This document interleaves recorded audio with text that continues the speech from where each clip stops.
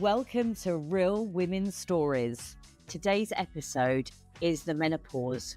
Does it change who we are? And you used to see your granny and she'd bend over and suddenly fart and you'd laugh when you were a kid. Well, now you know why. I'm Lisa Quaid.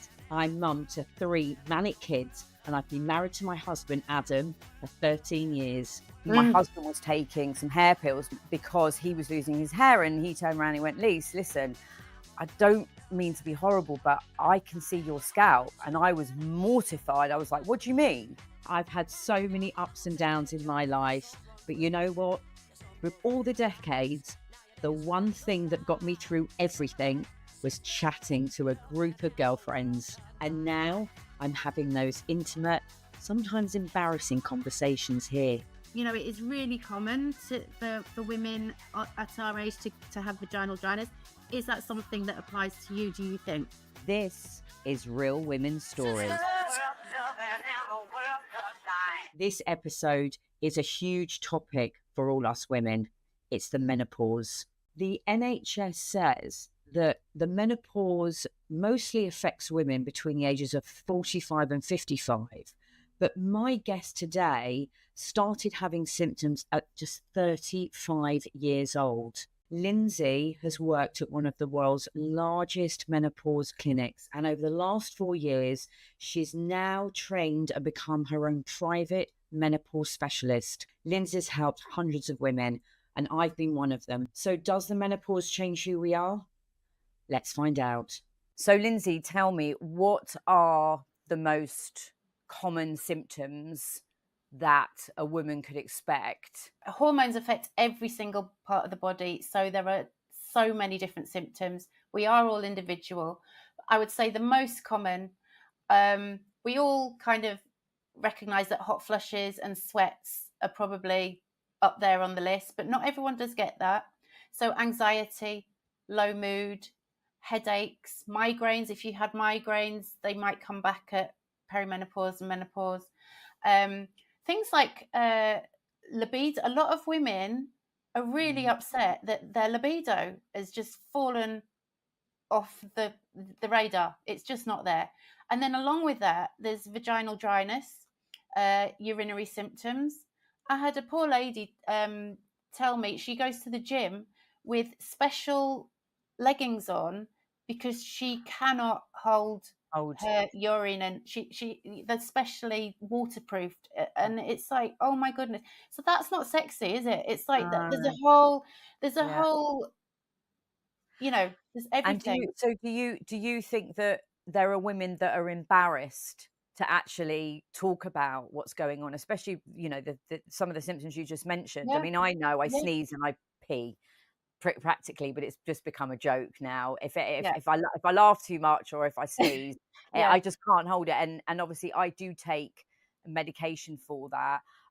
But there must be some women who are sitting there thinking, God, I'm just so embarrassed. Like, what absolutely. And some women, most women, I hope I make them feel comfortable enough that they can tell me. But then I can think of one lady now that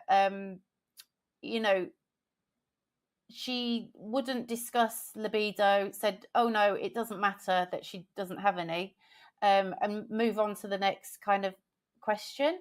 And then there's if you think that 80% of us have vaginal dryness, I think it's important to say to someone, it is really common for women at our age to have vaginal dryness. Is that something that applies to you, do you think? It is not embarrassing to the person you're speaking to. It really, really isn't. And I think, the whole menopause conversation used to be embarrassing. Like for you and me, we can talk very freely, but I still do think that's an excellent question, by the way, because I do think that people haven't quite come full circle on that. And actually, it's probably your self-esteem and things like that have been damaged, and therefore you think that it's embarrassing and you don't want to talk about it, but actually it's just so normal. Go on, let me give you some statistics. How about that? Give me some stats. Here we go. So 1 in 10 women will actually leave their jobs because of menopausal symptoms. and it might be that they just feel, oh no, I can't do it anymore, self-esteem, it's too much pressure, or it's too much this, and they could have actually prior to this coped with it perfectly well. 14% reduce their hours, 14% go part-time. This is from a really important study called the Fawcett Report, which was about menopause in the workplace. Okay. It also said 8% of women didn't apply for a promotion when they should have been flying for that promotion. And 77% experience one or more symptom that they describe as very difficult. 69% anxiety or depression. It's huge. Yeah, huge. 84% trouble sleeping, 73% brain fog. So the ability to work, how do you do your job when you're not sleeping and you can't even think straight? It'd be really interesting to hear about your background, your story, how you got into being an expert and specialist in menopause. I mean, basically, I had always suffered with PMS. I just was really in tune with the fact that my hormones were not my friend. And so I ended up on the pill for quite a number of years. And so everything was masked. And basically, even being a healthcare professional in pharmacy, we didn't get much training. GPs don't get much training, formal training at university. So all I knew about menopause was that if you had a womb, you should take progesterone as well as estrogen with HRT. That was about it. I was expecting hot flushes and probably quite a grotty mood after the age of 50. So at age 49, when I came off the pill, it was quite a surprise to find out that I was actually already postmenopausal. I'd started learning. It was like I realized that hormones had always been my thing, and that I could actually start an advice service to menopausal women within pharmacy. So I kind of set off along that path.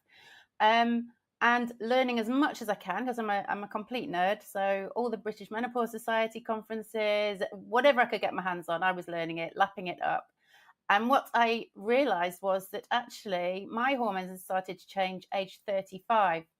Right. And it's not that unusual. So that is quite often when hormones start to change. I'm not saying that that's when menopause happens, because menopause is when your periods stop altogether. But it can take 10 years of perimenopause, which can start from 35. And sorry, can I ask, had you had children by this point? Thankfully, yes. I had my children, 28 and 32. So thankfully, that was all taken care of. Right.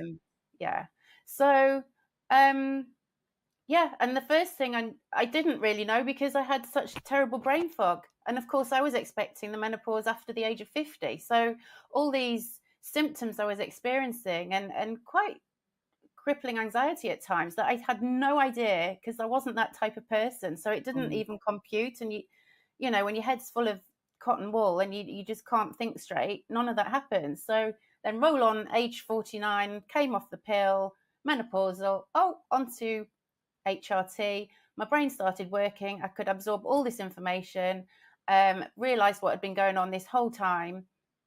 And then I was offered a job at Newsom Health, which was absolutely amazing in terms of I learnt so much, because we were all part of one big team. And then 4 years later, I was offered the opportunity by a private GP practice. And I thought, well, do you know what? I'd actually really like to be self-employed now.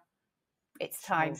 Sure. Yeah. I just kind of want to recap on your story. It was at 35. I remember going to my GP with saying, I feel like there's a lump in my throat. Right. And I can't swallow. And it was making me really, really panicky. And it was like, oh my goodness, this, I was really properly anxious about it. So I had every test going. I had needles in my neck, like to check my thyroid. It was awful, absolutely awful. Of course, there was nothing wrong. And actually now I know, or since when I started to learn, one of the anxiety symptoms that can be quite common is called globus hystericus. That basically means a ball, globus, a globe, and you're hysterical. It's anxiety, and it's the feeling that you just can't swallow. So some people will get that. Yeah. Yeah. And then, I No. mean, did you have any other symptoms, or did that just kind of fizzle out until you were older? So that particular one went after I'd had every investigation, and it's like, okay, so that really isn't a thing. That must be in my head. But because had such heavy brain fog, I didn't realize anything. I mean, by 40, I remember going on a long haul flight, and I was 40. Um, we actually went on a fabulous holiday. We went to South Africa, and I remember thinking, oh, for goodness sake, I mean, turn down the heat on this aeroplane. It's absolutely ridiculous. Is no one else like that? And I'm like, I can't sleep. I'm sweating. It's terrible. And then we get the photos back after the holiday. And, there's, we've been on elephants, and there's gorgeous photos. And I'm looking at a photo of me on this elephant, which is the most incredible experience. And all I can see is like, where is my hair gone? Where's my Ah, hair gone? I did have hair, and now this is some thin, short. I don't know. I just didn't recognize. And I'm like, what on earth is? So none of this made any sense until I mhm, stopped the pill at 49 and yeah, learned what. Because to me, honestly, and I think to a lot of people, it's going to be hot flushes and maybe a bit of a bad mood. yeah, PMS, whatever. No idea. yeah, No idea. yeah. And that's a healthcare professional. Just hearing some stuff that you've said, and they really resonates with me, and I think it will resonate with other people, that it's the symptoms that start. I mean, mine started with my loss of hair. My Mm, husband was taking some hair pills because he was minoxidil, yes. because he was losing his hair, and he turned around and he went, Lise, listen, I don't mean to be horrible, but I can see your scalp. And I was mortified. I was like, what do you mean? And he went, Yeah. I can see your scalp. And I remember I had quite long hair. It'd been plaited. Like my Mm, daughter, like we'd gone to this girl and she plaited our hair, and it was all really cool. And I took the hair out, and literally I had nothing left. It was like you. It was like, where's all my hair gone? yeah. So, and it took a lot for me because I'd always had long hair, and my husband liked me with long hair. And I went, listen, I'm going to have it cut off because it just looks too bad. And that was anxiety in itself. Huge. Yeah. Yeah. And then I was at work, and I was going to meetings and turning up at meetings in a building, and they were like, no, no, no, you're at the wrong building. I'm like, what do you mean? But I looked at my calendar, I looked at the time, I had the wrong time, the wrong building. I'm like, this is it, like, what's going on? And my boss was saying, you're like, what's wrong with you? I'm giving you information and you're just forgetting it all the time. Mm, Like, what's wrong with you? And it was really a thing. It was really a thing. And I'm thinking, what is going on in my head? I'm fit, I'm healthy. Then the aches and pains started. My back constantly. I remember sitting at work, twisting and turning, and it was just my lower back in my hip, just gnawing on my shoulder. And I just thought, oh, it's because I'm stressed out. Was having massage after massage after massage. That wasn't helping. Then my eyesight, that got worse, and I had very, very limited eyesight anyway. Had to wear glasses on top of my contact lenses. The weight gain, what's going mm, on? I'm hardly eating, all around my belly. I've always had a flat, so I always prided myself on this lovely little figure, and it's all of a sudden I started blowing up. I'm like, what's going on? The skin, rosacea. yeah. And I think one of the worst things for me was at night was, it wasn't just the night sweats, it was the itching. I literally wanted to claw my skin from top to bottom. And I remember talking it through with you. And I think you said to me, Lise, have you looked at your diet? And I'm like, well, why have I got to look at my diet? I'm really Yeah. healthy. I've been to a nutritionist. I'm eating kimchi. I'm having the spinach. I'm having the avocados. You're like, no, they're all high histamine. They're all well, what does that mean? Like histamine, I thought, well, okay, if I get stung by a bee or if I get bitten, or I've got my hay fever. And you're like, no, there's histamine in all these foods. Any food that's jarred, that's fermented, Mm, they might be healthy, but they're clearly not agreeing with you. And I had so much inflammation in my body, and constantly had sinus problems as well. yeah. Um, and the itching. And as soon as I started taking antihistamines and looking at my diet, and literally, I thought, God, I've got to look at my diet again.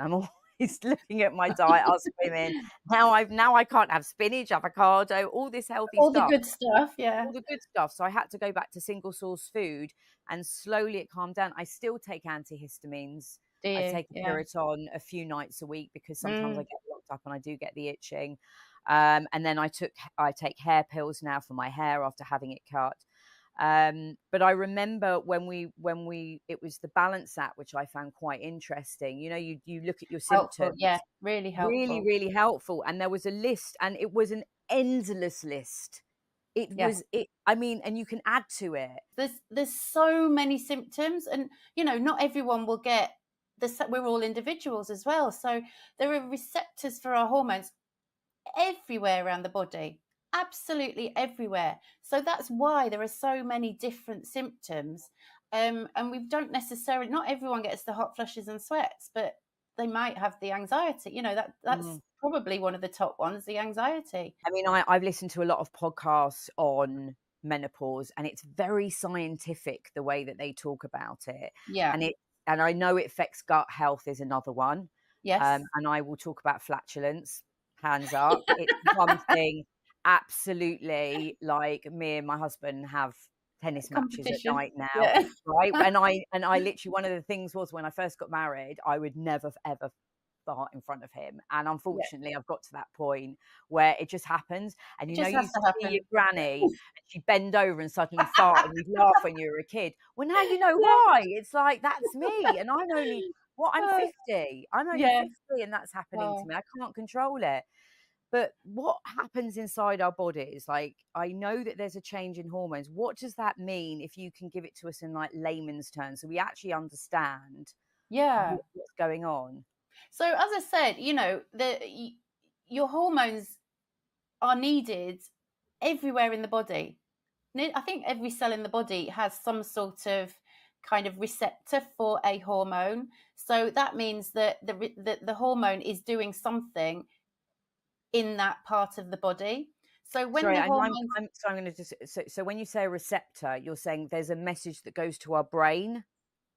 That's a receptor. Yeah, well, there's receptors everywhere. So you've got like it's like a lock and a key. Okay. So you've got a receptor. Here's the hormone. Boom, hormone goes in, and it has some sort of action in the cell. So, you know, hair, brain, temperature regulation, all those things are affected. The body likes to be in balance. The body's really happy being balanced. And for example, estrogen has so many positive effects. It makes our bones grow. It helps with hair growth. It protects the linings of the arteries and the blood vessels, so that, you know, as we get older, we all know that men probably are more likely to get a heart attack. However, men aren't forever more likely to get a heart attack. Women actually do catch up after menopause, after the age of 50. A lot more women are susceptible, and that's because they've lost their estrogen, which was really protective. So and what do we need? So our estrogen helps us make babies, is that right? Yeah, so estrogen is the hormone that kind of comes in at so another thing, like puberty, we are now going through reverse puberty, and we know how awful puberty is. We can see it in our kids, and we lived it ourselves. It can be a really, really terrible time, and we do change during that time. And it is just an adjustment period to a change in our hormones. They are so important in every aspect. 1 in 4 women, 25%, do get really drastically bad symptoms. So there's 75% of us that aren't in that same category, but you know, the 25% is really seriously bad. Around 80% of us will experience at least something menopause related. But you know, there's all sorts of statistics, but basically it can affect any of us at any time. And just pushing it away and saying, oh no, you know, this is natural, it'll be fine. My mum was fine. I'll be fine. It's like we now know that actually, if you treat the symptoms, you're less likely, putting the estrogen back, you're less likely to get the osteoporosis and the, reduced Sure. bone density and cardiovascular disease. It's actually really protective. So why would you not do that? And the Yeah. quality of life goes up. I take testosterone. Yeah. And I think that was what stopped my brain fog mixed with the estrogen. But initially, that was what I literally had no testosterone, which was causing, I think, the hair loss. Is that right? Yeah. Well, a mixture. It's the balance It's the between the balance. estrogen and Yeah. testosterone, and And kind of your nutrient yeah, base because as if well. you get rid of the brain fog, we're then using our brains again. Like, Yeah, I've had a new lease of life, yeah, and I'll quite happily say that without having seen you, without having my HRT and you monitoring me and my bloods, I could not be sitting here today. There's no way that I could be sitting here articulating, remembering things, yeah. and having a much bigger confidence than I had even before I was 40, because I remember sitting in my wardrobe sometimes, like shutting the door. My husband, like, what are you doing? I'm like, I don't want to go out. And he'll be like, why? And I'm like, because I just don't feel like I can speak to people. I don't know what to wear. I've put on Oh, weight. yeah. I feel down. He went, but Lise, you're like, everyone knows you're a bubbly, confident person. And I think as soon as I went into like my late 30s, early 40s, Mm, I lost myself. If I'm hearing this, mm. that if I've got a number of these symptoms, and they could be up to 1 to 50 different types of symptoms, and I may not get all at the same time, I may get some, may go away, I may get something else, may Yeah. come back again. I then go to someone like yourself Hmm. who would then test my bloods. Not How does that necessarily. work? Yeah. So if you're over the age of 40, then testing bloods isn't recommended by the NICE guidelines, which is the National Institute for Clinical Excellence. So they give us guidelines that we follow. And under the age of 40, there is a case that you could do the bloods. However, as we've said before, at any one point, 10 o'clock in the morning, your bloods could be completely different to midday. It's that quick. So it still might not show up. However, if the only time really that we do bloods over the age of 40 is if the HRT isn't working, and we want to know, is there a reason for that? We've tried a few different things and you're not feeling any benefit, which is unusual. However, it might be that, we've tried the gel or the patch. It might be just your skin type and you're not absorbing through the skin very well. But there's usually something that will work. And we use through the skin because that's one of the safest types in terms of, I mean, there's some of the orals are fine, but, if there's any question of a family history of blood clot or stroke, or you've had a blood clot or stroke, there is a slight increased risk in taking estrogen orally. So we just say, you know what, we're just going to start with the gel and the patch anyway, or spray. Okay. There's three different ones. I think most GPs are getting the hang of it, that it's not just over the age of 50, but not all. So you could go to your GP, you could be really lucky. But there wouldn't be a market for private menopause clinics if that was the answer. And Right. that's the sad truth. However, you go to a private menopause clinic, rather than 10 minutes and a quick discussion, you can go through everything. It's like normally, I will spend up to an hour with someone, and then we'll review 3 months later, how's it changed. I'll give the whole lifestyle plan, because it's not just about take the tablets, goodbye, see you later, or put this patch on, see you later. It really is it's great if someone's feeling amazing, but if they're not feeling amazing, the next step would be to look at testosterone. I know that you're on testosterone, so Yeah. that has a lot of benefits, but And there's a that's bit of illegal in this country, isn't it? So the it's only not. way that you can get testosterone, and I see lots of group chats on Mm, Facebook saying, you know, this is how I'm feeling. Well, have you tried testosterone? Well, my doctor won't provide it to me. Well, mm. where the hell do you get this? Where do you get help? Because So there's a obviously lot. Yeah, I know you're a private practice, and yeah. I've been very, very fortunate enough that I've been able to use some of my wages in order to pay for that, because it was important to me. My health is important. Mm, It's fine that you're there for those people that can afford it, but yeah. what are the Do you know? government doing about it? Well, this is it. So there are people doing a really good job in kind of getting the message out there. So somewhere like is it Menopause Support? Diane Danzebrink. She is Yes. amazing. I mean, she Yeah. nearly lost her life because of mental health, because of hormones, because she had her hysterectomy and ovaries taken out, and no one gave her HRT, and it was absolutely awful. So she is so passionate about getting the message out there, and she also wants it to be available within general practice. So she has a lot of information on the menopause support. I think, unfortunately, it's down to the individual to be responsible for their own destiny. Does that sound right? You unfortunately have to learn and know what it is that you need, unless you have the luxury of being able to go to see someone privately. Um, you know, because there's things like the Balance app, which actually is really helpful, and there's lots of articles on there and leaflets. So reading and learning. But I think for me, I'd be really happy if I could make a difference in people being able to recognize their symptoms as perimenopause, Hmm. because Hmm. that didn't happen to me. I mean, 15 years and I had no idea. It's crazy, isn't it? Because no one really said. So I think it's really important because it affects everyone in the family. Men have no idea what has happened to the person they married or got together with.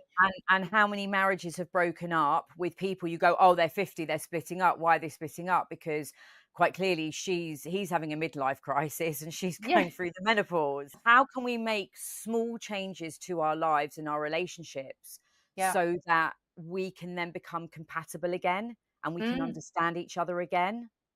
So I think communication is key. But if you don't know what it is that's causing these horrific mood swings and irritability, and that you get your head bitten off every time you try and say anything, it's really, really difficult. Mm, I mean, it could mm. be as simple as like one of your kids saying, "Oh God, it's time for I think you need a period, Mum," or something like that. And then Yeah. it's like, "Oh, Yeah. oh my God, I haven't had a period for 3 months." And it's like something as simple as that could trigger the whole realization that, oh my goodness, I have been an absolute nightmare.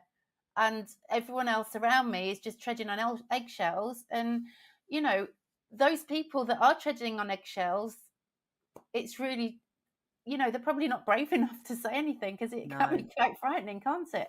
Yeah. If one of the listeners says to their husband, please listen to this episode. Yeah. Like, I want you to listen to it. I want you Mm. to understand that I'm not going mad. This Mm. is a real thing. What Yeah. would you say? What message would you give out to a husband or a partner, kids even? A mum may say, listen, kids, I really need you to understand what I'm going through here, Yeah. especially if they're girls. Like, I know you've been through your periods and your hormone Mm. changes. What message would you give out? Please listen, and please do take note. It really is a real thing. And the person that your loved one was before is in there still. They're still in there, but they're just having such a terrible time. And it's not a conscious effort to be revolting, or to be flying off the handle, or to just be it's really, really a turbulent time. And think of it like reverse puberty. And watch out, and maybe just a little bit of kindness, a hug.